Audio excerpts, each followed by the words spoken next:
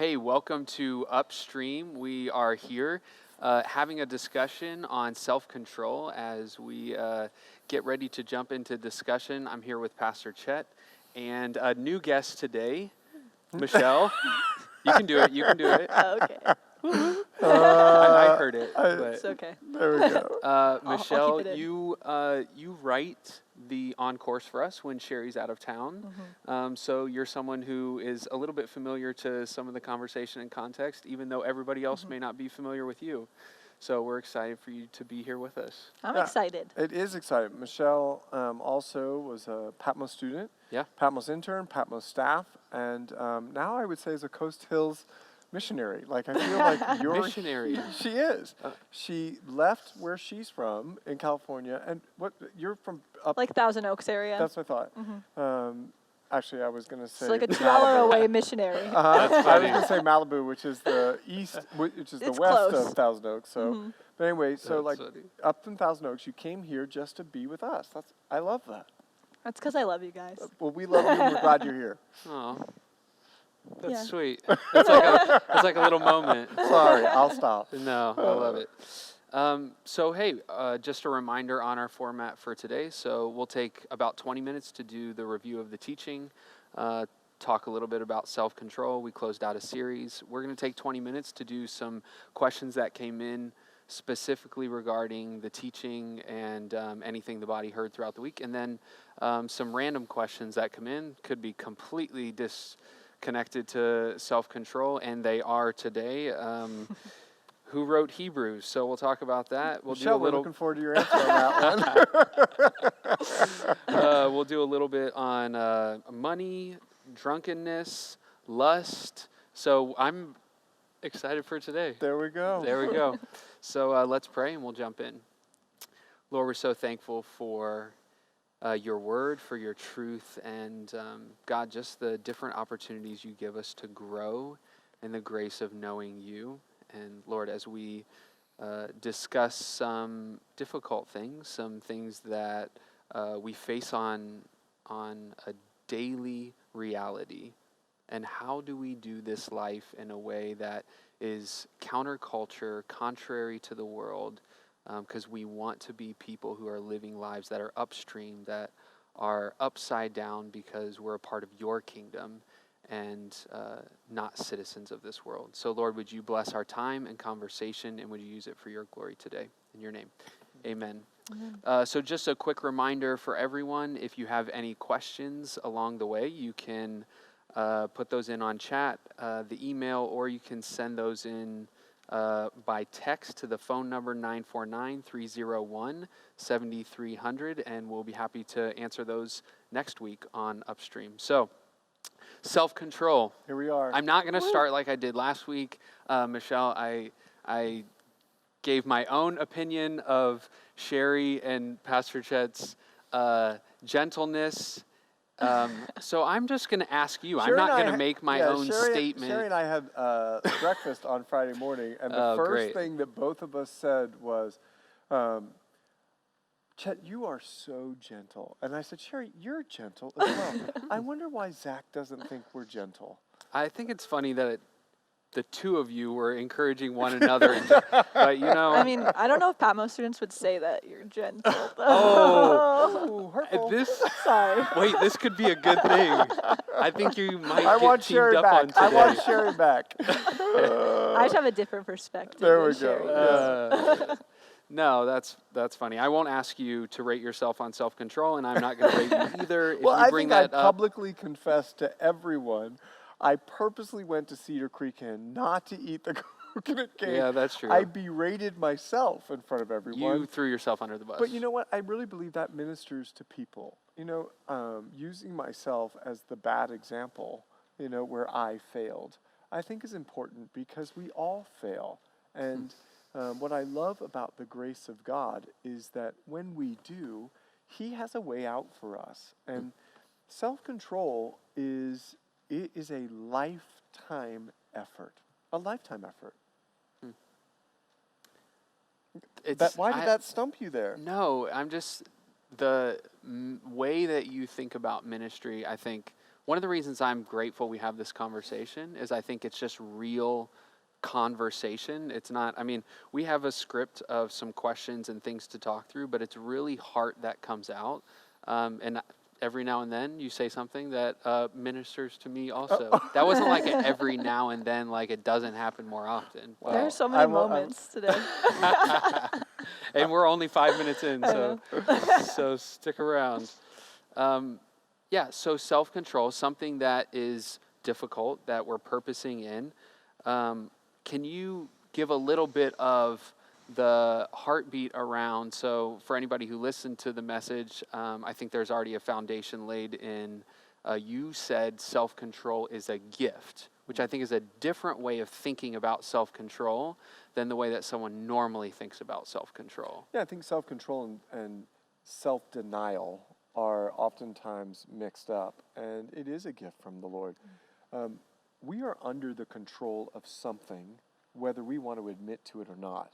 The alcoholic never wants to admit, I'm an alcoholic. That's why at AA you start out with, my name is, I'm an alcoholic. Because admission is something that we all struggle with. The beauty of self-control, and the reason why I believe it's a gift, is that it prevents us from being under the control of things that destroy us. Having self-control actually is a gift because it enhances our life towards abundant life as compared to being controlled by other things. The whole world, according to 1 John, is under the sway of the devil. The whole world. Who wants to be controlled by someone who wants to destroy me? I would rather be under the control of the Holy Spirit, who gives me self-control because he's got life, abundant life for me. So, I mean, in that perspective of self-control, does the world have self-control? Because you said it's self-control is different than self-denial. How does that, navigate that for me? So self-control is a gift from God. Right? People have the will because God's given us a will. So people have the will to not eat sweets.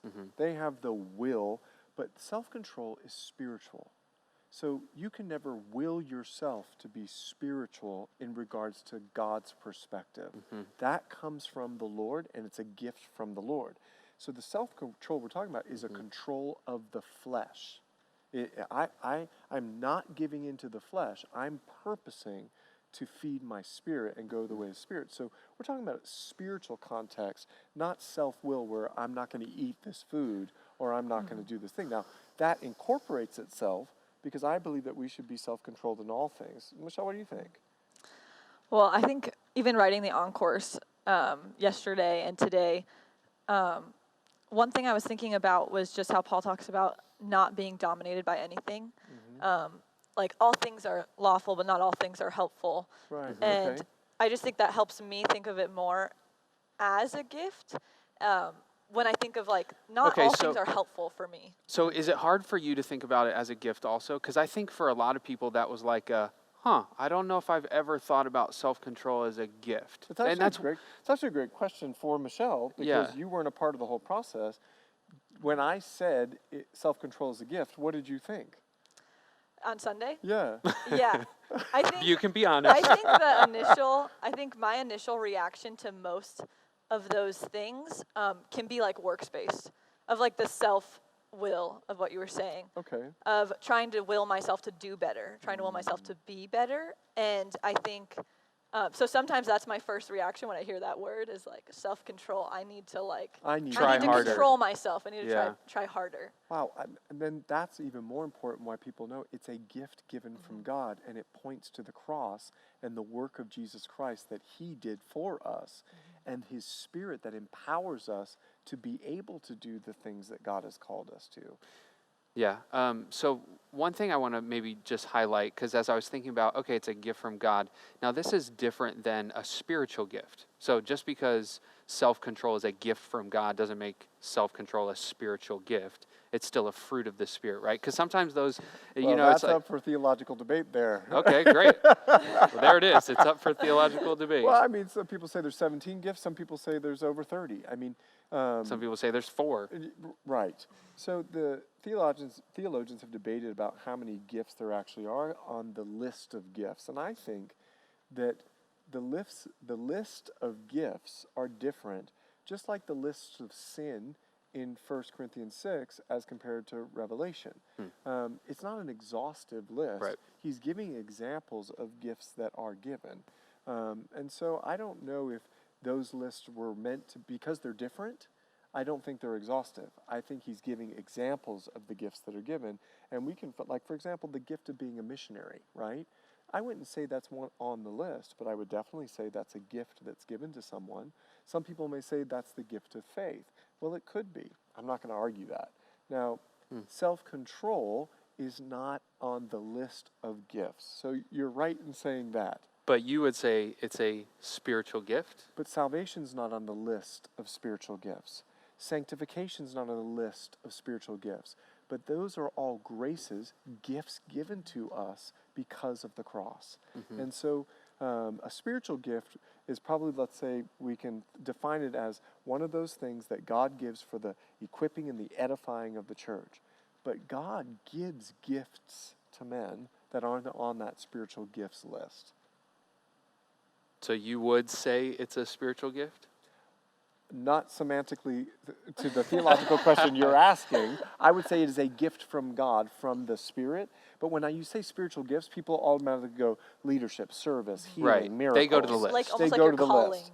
But I It's would like, this is what I say do. it's on my Yeah. list of spiritual gifts from God. You know, so yes to that. So it is a spiritual gift. Okay, yes. But it's like if you're walking in the Spirit, it's going to come out of you. You're going to walk in self-control. Like if it comes by the Spirit and we have the Spirit in us. Absolutely. So that's so it's actually... like it is a spiritual. No. Yeah, I mean, that's one of the reasons that I was pushing a little bit, just because, you know, it's like you don't necessarily have all the spiritual gifts, right? So everyone's been given a spiritual gift, but self-control is a responsibility of every believer. Yeah, so I Right? think it's important at that point to remind the body why we studied this. These 9 characteristics, we refer to them as the fruit of the Spirit. And we take a look at them and we go, okay, the fruit of the Spirit found in Galatians chapter 5 is love. And it's important for us to recognize that the other 8 terms that are presented in Galatians chapter 5, they describe what love should look like practically. And I love, Michelle, what you said, what should flow out of us because the living water is flowing through us. And so self-control is one of those things that should flow out of us because the Spirit is flowing through us. And so when we call it a spiritual gift, I want to be careful. It is a gift from God, but spiritual gift would go to the list. This is better known as the fruit of the Spirit. So as the Spirit is moving through my life, you're going to supernaturally see joy and peace and long-suffering. These things are going to flow out of me. Yeah, I got it. So those should all be an evidence of in our lives if we're walking in the Spirit. Exactly. We should see peace. We should see joy. We should see long-suffering. These are the things that should be flowing out of us. And I'd love to even take it a little bit further if I could. If you look at the text, I divide them up into 3 different contexts. So the fruit of the Spirit is love, joy, peace. This is my relationship with God. Out of my relationship with God should flow love, joy, and peace. The next 3 refer to my relationship with others, long-suffering, kindness, and goodness. This is how I have relationship with others. This should be flowing out of me in the context of my relationship with you and you. And the final one is the confidence I have in my relationship within myself because of God. I have faithfulness, gentleness, and self-control. So those are the 3 that apply to me. I'm going to choose the path of faith. I'm going to choose to be power under control because the Spirit's flowing through me, gentleness, and I'm going to choose self-control because of the Spirit pointing back to the cross. Yeah. Michelle, that reminds me, I wanted to go back to something you said, which was when you hear self-control, it kind of produces in you almost a works-based thing. So as you're listening to the teaching and as you're navigating that and you're doing some of that even as you're writing on course, how does that change your perspective now to go, okay, it's a gift. Like, how does that challenge the way you're now walking in the Spirit and you're thinking about self-control? Well, and might give a little sneak peek to the on-course right now, but That's all That's right. okay. No, actually, I think you'll lure people to it. Go for it. perfect. Yeah, even as I was writing it, just looking at how Paul talks about in Colossians 3, set your mind on things above, not on things of the earth. Mm-hmm. And right before that, he's talking to the church about asceticism, which it's a miracle I said that right now. But And some people say asceticism, so you could have said Yeah. it wrong. it's true. Asceticism. But just that idea of like that you can attain to something by extreme discipline and extreme self-control, and Paul says not just to look at all the rules of like don't do this and don't do that, but instead set your mind on things above. So it's not even what I kind of took from that is like it's not even about willing myself and being like, okay, I need to do this less, I need to do this less, and then I'm focusing more on Paul those things. says exactly. Paul says in Romans chapter 7 that self-will thing, it leads to nothing other than condemnation. I've tried my hardest, and no matter how hard I try, I still do what I don't want to do. It's like, what's the average lifespan of a New Year's resolution? 3 days? I mean, it's like when we set our That's not a lot of self-control. That's not a lot of self-will. That's not a lot of much. When we purpose to live in that workspace mentality, and we're going to set up that, like, this is whatever, it's going to lead to condemnation because we can't live up to it. That's why he says in Romans chapter 8, we live by the law of the Spirit.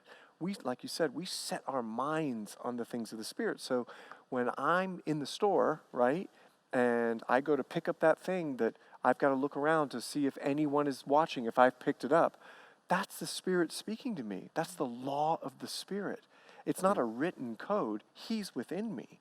And because he's within me, he's speaking me all the time. I may not even know Colossians, but I've got the Spirit in me, and he's telling me what's right and what's wrong. That's the law of the Spirit. And I think that's where like the gift part comes in is when I realize he's already given it to me. He's already given me his Spirit. Therefore, I can do this. It's not something that's impossible. Like what you were talking about with Aristotle and Plato, saying that it was the highest. Yeah, so if we'll never get there. Yeah, we'll never get there. So then people are just like, well, we're just going to indulge. We're just going to do what we want. And I don't think Aristotle and Plato had that in mind. I think they were giving people a plight in life, a journey to head towards.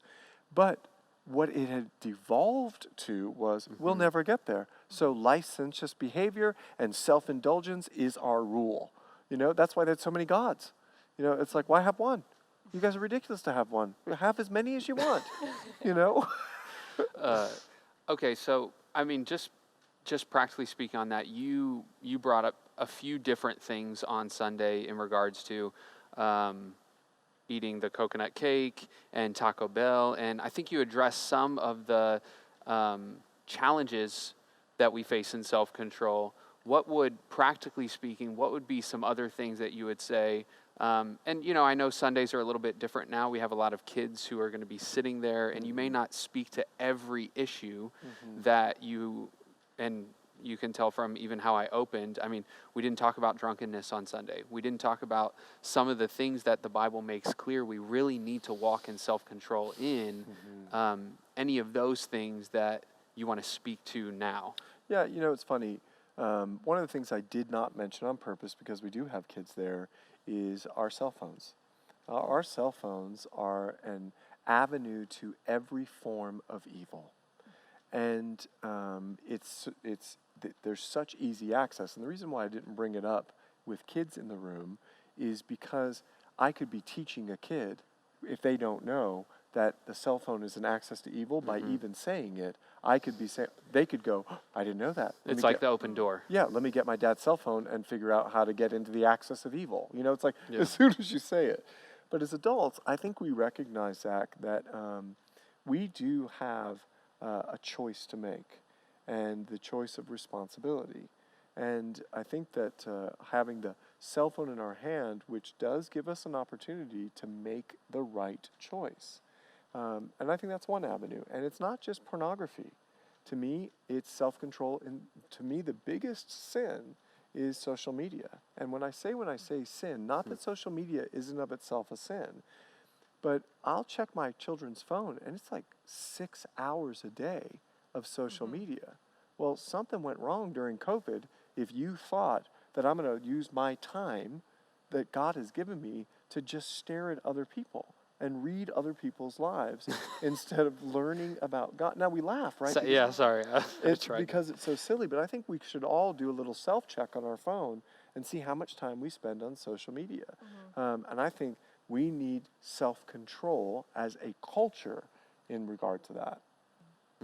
But I didn't want to say that in front of everyone. Because you didn't want to open the door. I don't want to open the door. So, Yeah. I think that's one of those things that becomes an escape too. Like it's like during COVID and staying at home. It's like, well, it's just easy and it's right there. yeah, it's the And new I don't high. have to think about anything. It's the new high, and it's not dangerous. So instead of doing drugs, instead of doing alcohol, I'm going to escape here. We see it with missionaries. Missionaries become ineffective on the field because they live on social media. They haven't left home yet. So they are living in a land, but their heart through social media is back in the U.S. or Brazil or wherever they're from.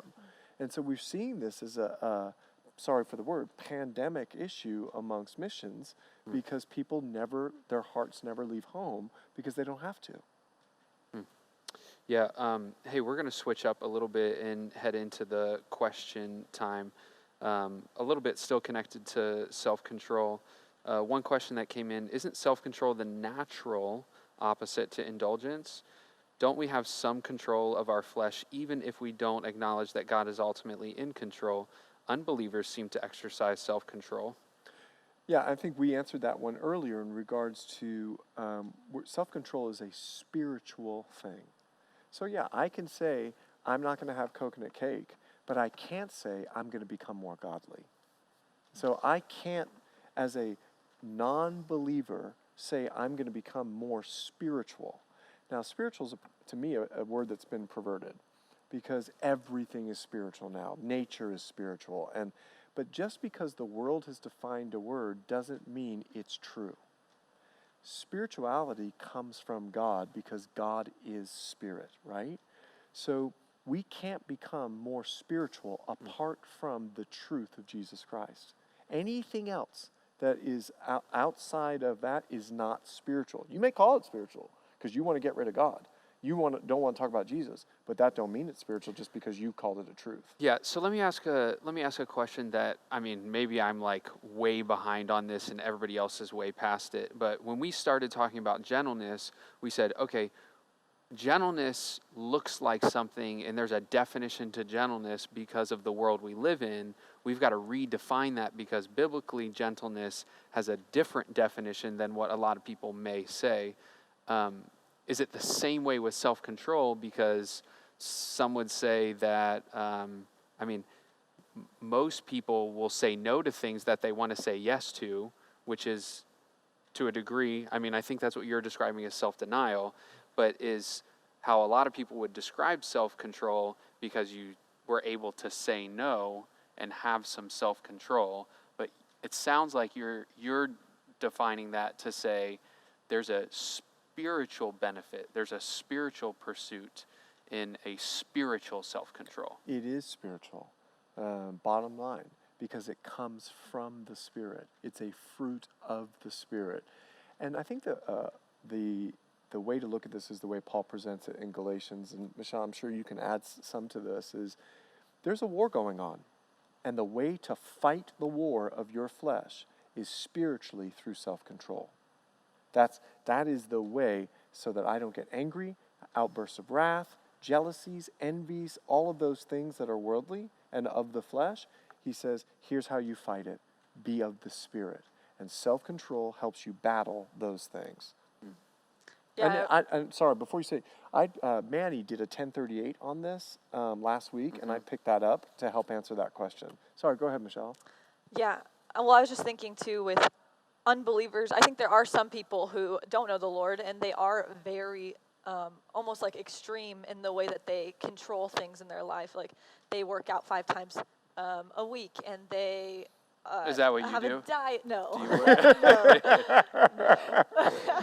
But I know people who have personalities like that, where they're very committed, very they're about their diet, they're about working out, they do this.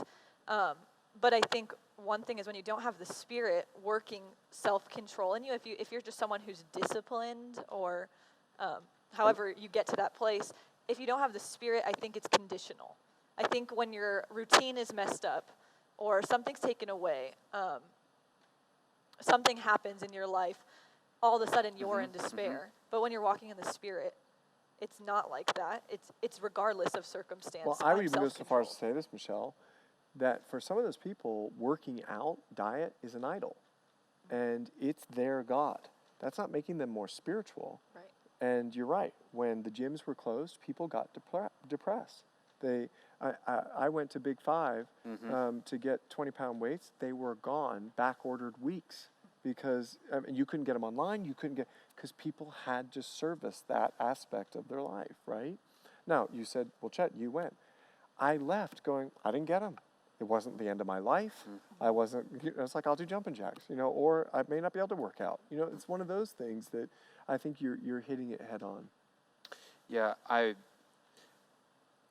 was looking up just a couple things that the world would say about self-control, like self-regulation therapy, 10 questions we should be asking for self-control, 4 benefits of having self-control.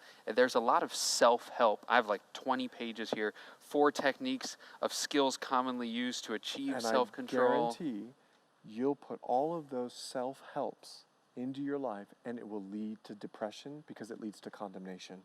You can't live up to it. That's why Jesus had to live up to it for us, and he gives us his Spirit to empower us to be more like him. And that, I think, is so key. Self-control is not about getting good muscle or good diet. Self-control is about becoming more like Jesus. And I think that should define it for us. Yeah, I mean, that reminds me, so obviously, and I would apply this in some areas, but to remember it in self-control, to be carnally minded is death, to be spiritually minded is life and peace. Great Like, word. there's going to be a recognition as I'm operating in the Spirit. There's a fruit of the Spirit that I'm walking in that is guiding and directing, so that when my routine cuts, when it changes, when it shifts, because that's where whether it's working out or it's something completely different, I think that's where a lot of us find ourselves in the midst of this season. It's like, as soon as you get your plan, okay, now this is how I'm going to do it, something happens. Something changes. It's Absolutely. a shift. Absolutely. Next question. Can you please give some biblical examples? I think our people love examples. Biblical examples of people who had a life of daily self-control. So I actually used 1 Corinthians 9 and Paul. Paul said, I discipline myself. I put my body into subjection. And he gives a boxing illustration. He goes, then I'm not just beaten in the air. I'm not just like, throwing, fists at the air. I'm actually in the fight, and I'm with someone. And that's why I was saying self-control, it engages us in the battle against the flesh, right? Yeah. So I think Paul was a great example. And to me, Peter became a great example. And I know a lot of people are going to say, Peter?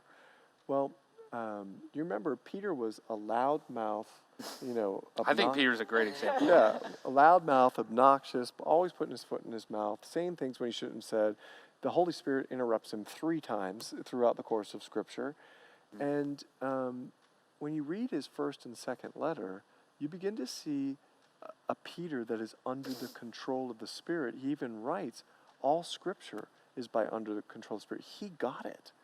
He recognized towards the end of his life, that I'm a man that is under the control of the Holy Spirit. Yeah. Any examples come to mind? My first thought was like Old Testament, Daniel and Joshua. And the reason I say Joshua is because in the beginning he's told this book of the law shouldn't depart your mouth, and then you'll have success if you meditate on it day and night. And you kind of watch Joshua throughout. That's what I'm going through right now, so that's why. Great. But you watch him throughout bringing the Israelites into the promised land and conquering And the very different fact that he lands, found success success everywhere. is that he illustrated self-control. Yeah, Yeah. and at the end of his life, he gives the same advice to the people before he's going to die. He gathers everyone up and he says, like, have courage, and be strong, and like know the law and keep it. And it just talks about like fearing the Lord. Yeah, I think Joseph is another great example. Here he is with Potiphar's wife, and really it was a lot of opportunity for him had he had chosen to sleep with her. Had he had chosen to give himself to her, this could have been a ticket to ride, you know. Now, I am sure it was going to turn out negative for him, Yeah. but he could have thought that to himself. Yeah, I mean, the boss's wife wants me. This is a great opportunity for me. I'm going for it, right? She Yeah. thinks I'm hot. I'm in. What did he do? He runs away. He exhibits major self-control as a young man. And that's why I love when Paul exhorts Timothy and he says, flee youthful lust. I'm sure the visual of Joseph's self-control is what's on Paul's mind trying to get it across to Timothy.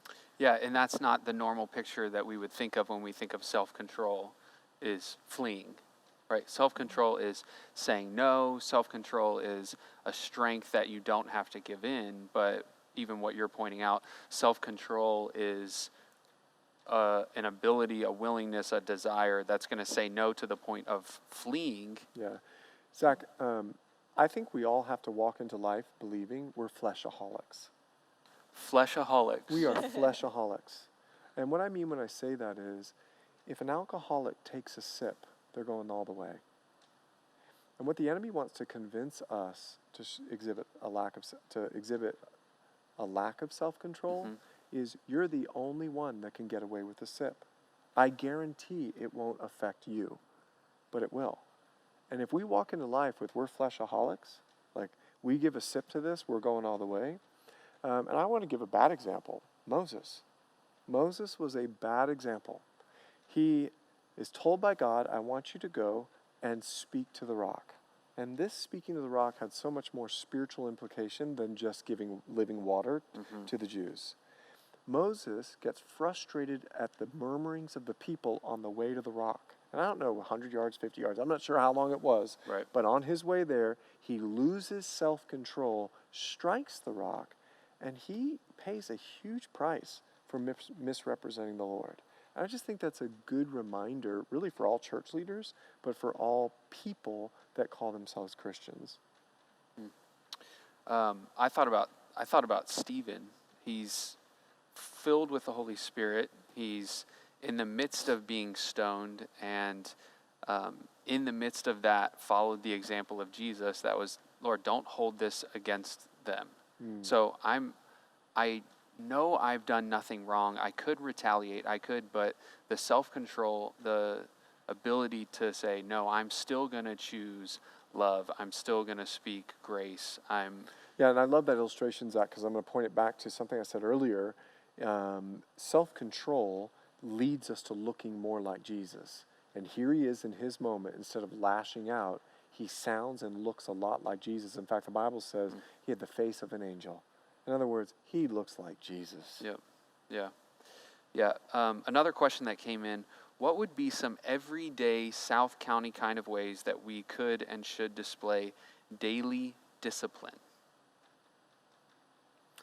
Oh, so Daily discipline. I feel like anything I say at this point would be almost judgmental, but I think it is a little ironic. I mean, you're at least close, Michelle. You're from, is that still considered Southern California? Yeah. Yeah, so you're Southern California. But that shows how ignorant we are. I just proved my own point. You know, we've been here for 5 years, and I've always looked at myself as a missionary, so I love to observe and learn from culture so you can minister most effectively in it. I say, Zach, that, and I've said this before, that I think there are a few idols in South County, children, money, and time, and image. Those to me seem to be the four major idolatrous things, and I think we can spend a lot of money on how we look and our image. I think that we can spend a lot of frivolous time on pleasure and conveniences instead of convictions. And I think that we can, as far as our children is concerned, we have a funny saying called helicopter parents. Mm-hmm. But I have to say, I was watching a drop-off today for summer school, and one of the parents was like getting the kids out of the car all frantic, and she dropped off the kids. She goes, "You guys have a great day. Have a great day." She was like and then she walked away and she goes, "Whew." And I think helicopter parents have turned into launchpad parents through COVID. You know, they're like, "I Just get rid can't of wait for you to get Yeah. back to school," right?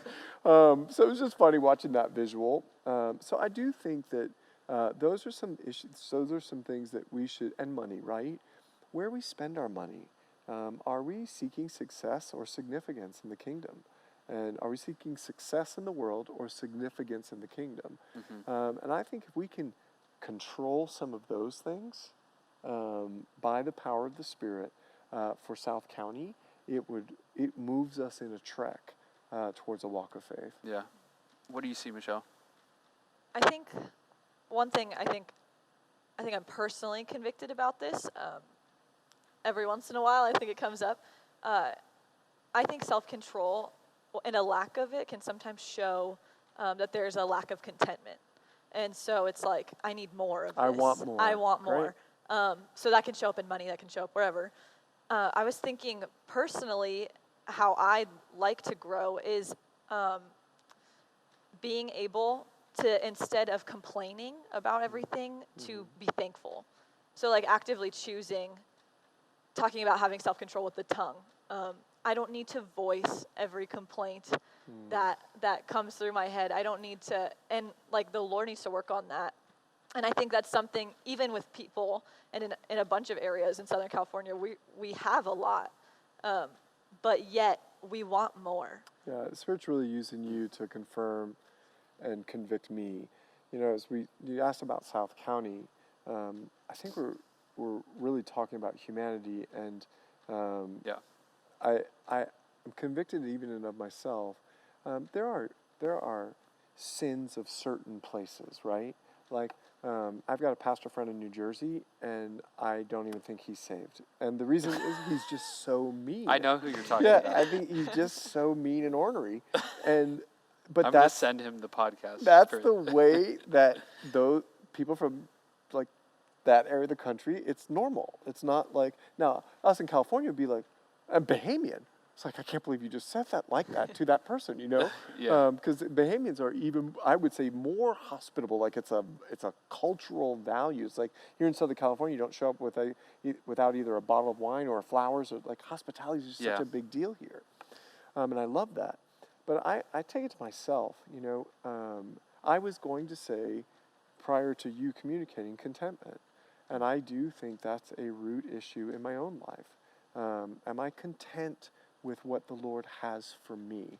And there's a verse of Scripture that really has ministered to me through my own lack of contentment. The Lord is my portion, says my soul. So my hope and my trust is in Him. And that verse was not just a Patmos verse, because I see you nodding your head, but it really was a verse that has ministered to me throughout my life. God, whatever you have for me, I want to trust that you know what's best for me. And I've struggled with that in my history. So you guys, you named a few things: time, kids, contentment, money, Image. The next question is, what are some of the things that we should be saying yes to? And maybe you can even connect it to the things that you just pointed out, that, okay, we really should be operating in self-control in these areas. Okay, so what do we say yes to, right? I'll start. Yeah, go. Our children. We're going to be starting a ministry here called Family Dinner, because we really want families to be ministering to their kids, moms and dads. And I've seen in our culture, sometimes we farm that out. Soccer practice, softball practice, like all of these various sports that we feel our kids have got to be involved with everything all year round. We've got 9 kids. If we did that, Andre and I, all we would be is taxi service. We would never have a chance to be a parent. And I think showing some self-control with maybe picking 1 or 2 sports and then using the rest of the time for you to take them out to the field and just be with them. Zach, you do that really well. You know, I love the way that you've really coached. You're a great soccer player, and you're coaching your kids. The reason why I'm saying this is, it was your day off the other day. I'm saying, hey, what are you going to do? I'm going to take the day off. I don't want my kids seeing me work all the time. I want to take them out to the field and play with them. And I thought, wow, you're a great pastor in this community, because that's where we want all of our parents, to be. And so that's not saying that our parents are not there at all. Well, There's a lot of great parents in our church. But all I'm saying is that my hope is, with your example of children, that we're not just farming them out. We have a little self-control, and we are investing into them. I even had to have a little extra self-control on my day off because I wanted to go to the park, and they were not listening. And so I had to deny myself, and we didn't get to go to the park. But no, there's often an easier way to do things, but sometimes I don't even know if it's easier. It's just, okay, well, this is just the way to do it, and then this is the way to do it, and then this is the way to do it, and then before long, it's like we're down a path that we just didn't realize, oh, we're here.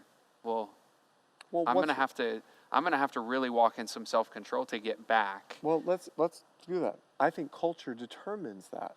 So we think, oh, this is right because everyone else is doing this. When what's right for a child is raising them in the fear and the admonition of the Lord. If soccer helps that, go for it. If softball helps that, go for it. But if it detracts from it, that's where self-control kicks in and goes, I'm going to be true to the word, not to the culture. Yeah. So you're saying yes to quality time with your kids? Yes, great. I'm glad you pinned it out, right? Yes Just to quality. No, yes to quality time with my kids. I think that is a great yes. Yeah, and I think that speaks to time and kids. And obviously not everyone has kids, but to be able to replace that and go, okay, I know there are some things that are a gift that God's given me that I haven't give time and attention to, that I really will need to say no to some other things in order to say yes to, I'm going to be a part of that Bible study instead That's just going to of... go. I'm going to do a church commercial right now. I can say no to all this time at the club, at the this, at the that, so I can say yes to serving God at my local church. Yeah. And notice I didn't say Coast Hills, at my local church, where I am choosing to sacrifice my time, saying no to some things to say yes to what God would have me say yes to.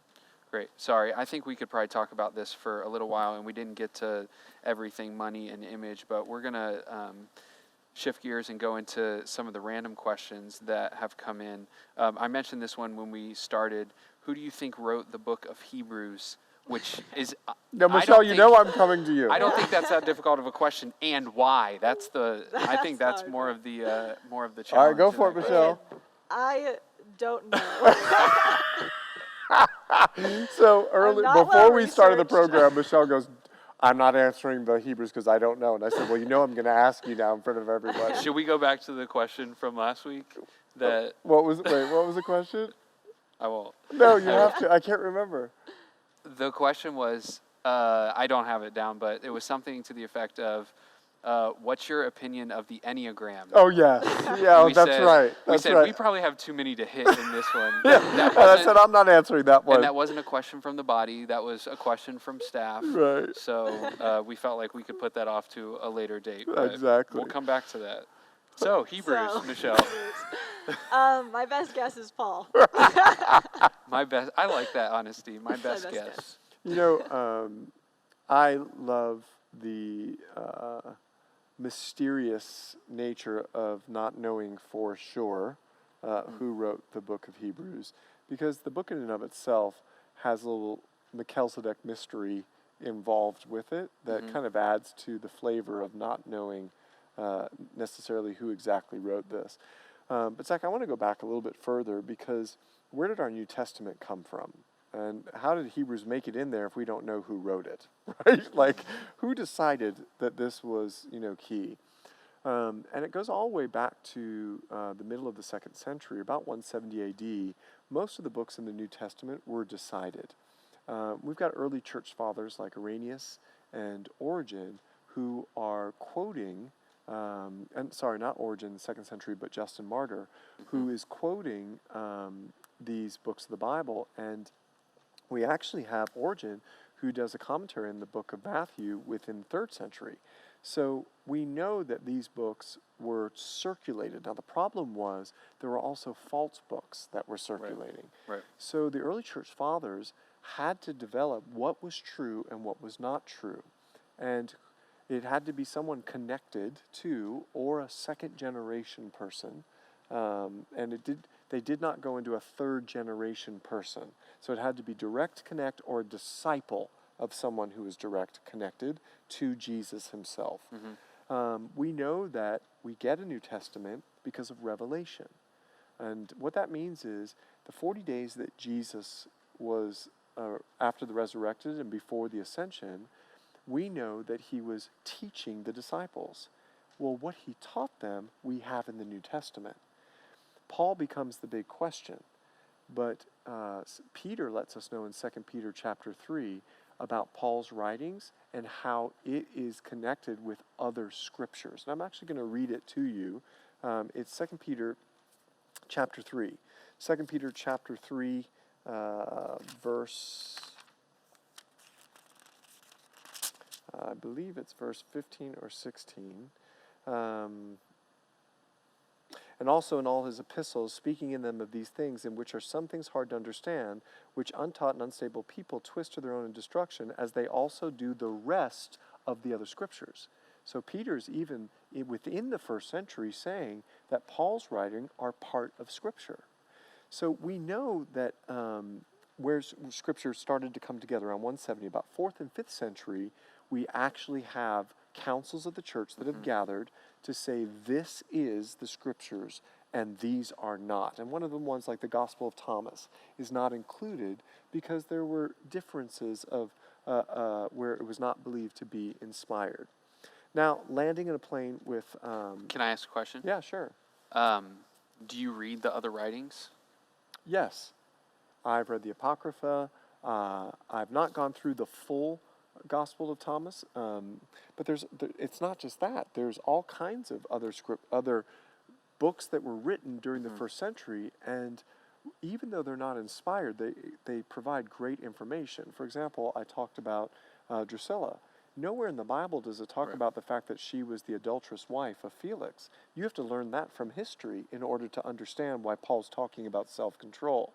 So I read other books so that I can understand Scripture. Yeah. And then with that just going on, I'll take you to Hebrews chapter 13, because I think that it's a good indication potentially of maybe who wrote it. But it's Hebrews chapter 13, and it's in towards the end of the book. And I'm going to start in Hebrews chapter 13, verse 20. Now may the God of peace, who brought up our Lord Jesus Christ from the dead, the great shepherd of the sheep, through the blood of the everlasting covenant, make you complete in every good work to do his will, working in you what is well-pleasing in his sight, through Jesus Christ, to whom be glory forever and ever. Amen. Sounds a lot like Paul in the way that he would close his books. And I appeal to you, brethren, bear with the word of exhortation, for I have written to you in few words. Know that our brother Timothy has been set free. Now remember, Paul and Timothy were travel partners, and Timothy had been jailed with Paul. So that could go one way or the other, with whom I shall see you if he comes shortly. So we know that this person knows Timothy. We know that this person not only knows Timothy, but sounds like Paul in his conclusion. But I want to just read something else in regards to Hebrews. It's Hebrews chapter 2, verse 3. We also know something else about the writer. Listen carefully. He says this. How shall we escape if we neglect so great a salvation, which at the first began to be spoken by the Lord, and was confirmed to us by those who heard him? So we also know that the writer of Hebrews is a second-generation Christian, did not hear directly from the Lord, which is an indication it could be Paul, but it also is an indication it could not be. So Luther actually proposed the idea that it was Apollos who wrote the letter. Even though he landed with Paul, he said it was Apollos. Tertullian believed it was Barnabas. But Barnabas is believed by some theologians as having heard directly from Jesus. So he wouldn't have fulfilled Hebrews chapter. I was gonna ask that if that's why you thought it wasn't Barnabas. He doesn't know, but there's something that's true about Hebrews, and I'm going to go back to Hebrews 13 to just highlight it. Listen to this in verse 19. But I especially urge you to do this, that I may be restored to you the sooner. Whoever he wrote to, they knew him well. I'm coming back to you. So we know a few facts. They knew him, he knew Timothy, and he was second generation. So that's what we know about the writer. So for us to say it was Paul, it'd go one way or the other. For us to say it was Barnabas, it'd go one way or the other. For us to say it was Apollos, it'd go one way or the other. What we have to trust is that the early church fathers knew who wrote it. That's why it was included as inspired. And its doctrine matches Old and New Testament theology. Do you find it interesting that the early church fathers knew who wrote it, and yet that's not documented anywhere? Like, we don't have this is who wrote Hebrews. Well, I have to understand, remember, it was Tertullian in 3rd century that said, I think it is Barnabas. Yeah. It was Clement and Origen who thought it was Paul, but they debated about whether or not it was Barnabas. So what I'm saying is that this church, this group, the Jews, they knew who was writing them and who was going to come. Yeah. He also, in Hebrews 13, talks about being imprisoned. Remember those who are in prison, as if you're in prison yourself. Sounds a lot like Paul. So to me, it indicates it is Paul, but it's a lot more friendlier than Paul. So I tend to veer towards Barnabas. Really? Mm-hmm. All that, and you pick Barnabas? Yep, I tend to do because I move more towards Barnabas than I do Paul. I always have. Yeah. I'm glad Barnabas didn't give up on anybody, even John Mark. Remember, Paul goes, I'm done with the Jews, I'm going to the Gentiles. He's in Acts 13. Barnabas goes, I ain't giving up on anybody, even John Mark. This is I'm not giving up on the Jews. I'm going to prove to them. That to me is a Barnabas. Yeah, I think the hardest thing for me is it just feels like such a different book than everything else we have from Paul. Well, remember, Paul was the Hebrew of Hebrews. This would be the other side of the argument. Right. He's the Hebrew of Hebrews, the Pharisee of Pharisees. He would say, I dumbed myself down to talk to the Gentiles. Right? Like, I didn't talk all. Yeah. This was that's a good point. This is my one opportunity to talk to the Jews. But Paul was a minister to the Gentiles. He knew that was his calling. Mm-hmm. So that to me is the one thing that goes, I don't know if this was Paul. Yeah, because studying 1 Timothy is not like studying Hebrews, right? Like, there's a big difference there. Paul was practical. Yeah. And his theology was practical theology. Okay. Michelle was gonna. No, I'm good. She was gonna counter our argument, You but might be swaying me a little. I gotta do more research. I'm not trying to sway. I'm not trying to sway. We'll know when we get to heaven. How about that one? Amen. When do you think is the best time for someone to have their daily devotions? Michelle? I mean, I think my philosophy is whatever works. Whatever works to get you to do them. I think for me sometimes it changes with seasons. My favorite and what I want to do is in the mornings, and I usually do that just because I think for me it's helpful to start the day that way. I think it helps set my mind. All those things. It's probably sometimes the only time I can get alone, so that's great too. But I think there have been other seasons where, Patmos, for instance, we're up super early or whatever, and something happens and I miss it, or I have to be on somewhere, and so the time that I thought I had, then I lose it. And so I found in seasons like Patmos or with a different job, sometimes it's better at night. And so, or it's right after I get home from work. I think every mom is listening to you right now going, thank you, Michelle. I can do my devotions whenever, right? And I love the fact that there was a morning and there was an evening sacrifice because there was a constant fragrant barbecue smell throughout the camp. And to me, I love your answer because I feel like we should be experiencing the fragrant aroma of God whenever we can, right? Now, there are some indications in Scripture, like Psalm chapter 63, verse 1, "O God, you are my God, early will I seek you." I think most educators would say that our brains are most like a good workout, right? So if I'm doing biceps, I love how you looked at me knowing I'm not a morning person. yeah, And then I could see in your mind you're rearranging your argument. yeah. Like, So here's the let me deal. put it this way. So if I was talking about the Enneagram, my 8 and 2 had a little conversation, right? And don't email me about it. But if I'm doing curls and I'm doing 3 sets, by the end of the 3rd set, my muscle's tired. Like on number 9 and 10, I'm really struggling. Our brain's kind of the same way. By the end of the day, it's like, okay, I need some rest. I got to recover. I never really realized that until I had my concussion. Like my brain needed to rest. And I realized it because I was constantly tired. And so I think the Bible indicates, get together with the Lord at least in the morning. Have a verse, something you can chew on, meditate all day. And the Jews really would practice this. And the idea of it is in Exodus 34, God directs Moses, come up on the mountain early in the morning. I want to meet with you in the morning.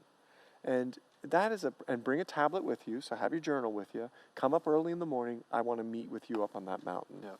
But the beauty is, don't forget, he met with him for 40 days. So it was meeting with God throughout the course of the day as well. And that's why I love your answer. But I would say, try to get in the Word early in the morning, even if it's just a verse and you've got YouVersion and you just pop up the daily verse and it's just something to get your mind thinking about Scripture for the rest of the day. And then whenever it fits. I got devotionals in the bathroom. I got devotionals on the counter. I got Christian magazines on the fireplace. Wherever you can get a minute, get it in you. Yep. Yeah. And I think too, even just as we're talking about saying no to things and then saying yes to things, it's like if I really can't find it in my day to get that time, like maybe that's something to evaluate. Like maybe I need to say no to something so that devos can be a priority. And I thought you were going to go another way, so I'll do the other way. Don't beat yourself up if you don't get to your devotions. Like Zach, you're my best friend. And sometimes we get to talk every day for a month straight, and sometimes I won't talk to you for a week. You'll go on vacation, and it's your time, and I'm leaving you alone. When you come back, I'm not like, are we still friends? Like, are you good? Or can and you're looking at me going, really? You won't? I was just thinking about a vacation. I'm sorry. I was thinking about a vacation from Jesus. I was like, no, and I'm not saying that. Sounds What I am no. saying is, if you miss a day and you don't get in the Word a day, don't let it go 2 and 3. But it's not like Jesus up in heaven go, you did what? I can't believe you missed today. Get off that guilt trip. He's in relationship with you, and he wants you to want to do it, not feel like I have to. And where I was headed with our conversation, I don't have to call you every day. I want to. Like, I don't have to have conversation with you. I want to do that. That's what Jesus wants. He doesn't want us to think, I got to open up and read. No, he wants a conversation with me. yeah, and that's such a different light to shed on it than it's got to be at this time and it's got to be for this long and I've got to do all of this. And, it's like sometimes it's just a verse or two and that's what you're like fixing your mind on. Now, don't hear me say, though, Z, I just said take a vacation from Jesus. And I'm glad you said that. But what I am saying is, listen, if a day goes by and all you could do was, please help me, Jesus, then please help me, Jesus. Tomorrow, make sure you get in the Word. Great. We probably have time for one more question. And I'm going to go to this because it was sent in from the body. And I don't know if you guys had a chance to check it out. We sent it ahead.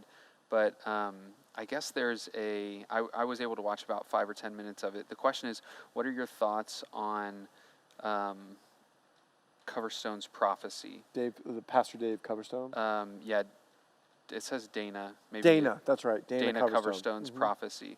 So I listened to it in Assemblies of God pastor, and it was like a 30-minute video that was talking about dreams and visions, and like he had seen the hand of God on a calendar, and it was March, and then it was June, and something's coming in the fall, and it's September. So I'm not sure if you guys had a chance to listen to that, but any thoughts on that?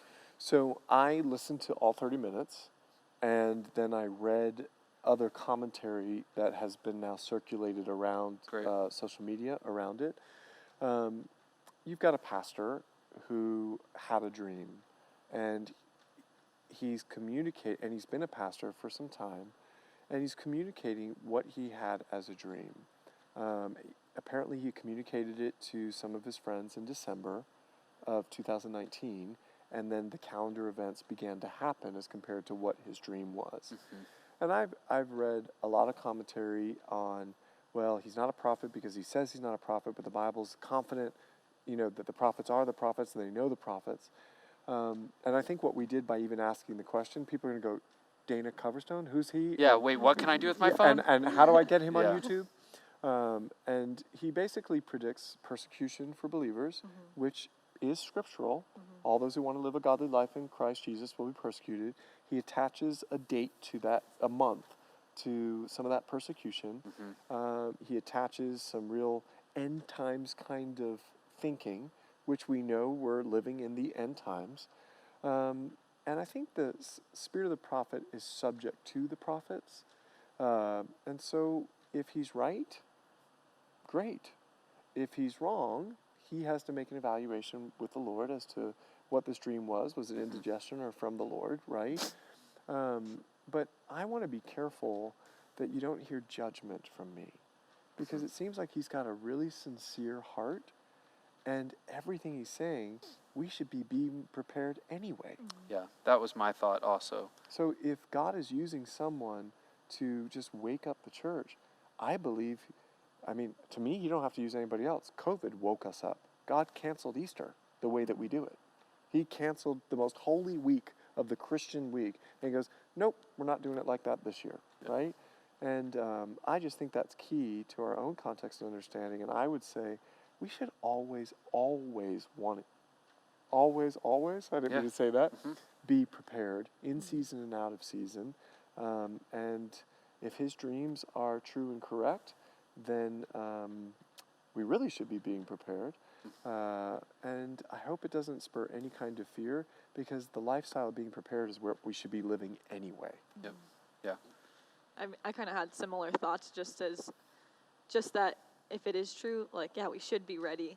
I actually, is it okay if I ask a question? Yeah. I actually would just like to know, as a young adult who is hearing these things, watching these videos, and I hadn't watched this until it was sent, but how do we approach modern day prophecy? How do we look at that, and where in Scripture, can we kind of get more cemented in what prophecy looks like in the church as a gift? Michelle, for our time's sake, that is a great question to take into the next Upstream, and a good teaser for our next Upstream, because I do think we should answer that question. And I would say let's go, and maybe someone listening, they may have some other prophecy questions that we can actually form a program with for next time. Sounds great. Well, if you do have questions, you can send those in to connect@coastalschurch.org, or you can send them in to the phone number. So thank you guys so much for joining us. Michelle, thanks for being here. Thanks for having me. Yeah, you'll have to come back for sure. Until next week, and hope to see you guys. Are you thankful I'm here? I'm always thankful you're here. You're not like a... I'm kidding. Pastor Chet, I'm super glad to knew be it able was to gonna see you today. And I know Michelle- we see each other Michelle, in all 7 days a week, sincerity, but today thank you for especially. being with us and filling in for Sherry. And looking forward to seeing you next week, too. Oh, yeah. Great. I'm just kidding. What about me? I can't wait to see you next week. All right, until next time, see you guys.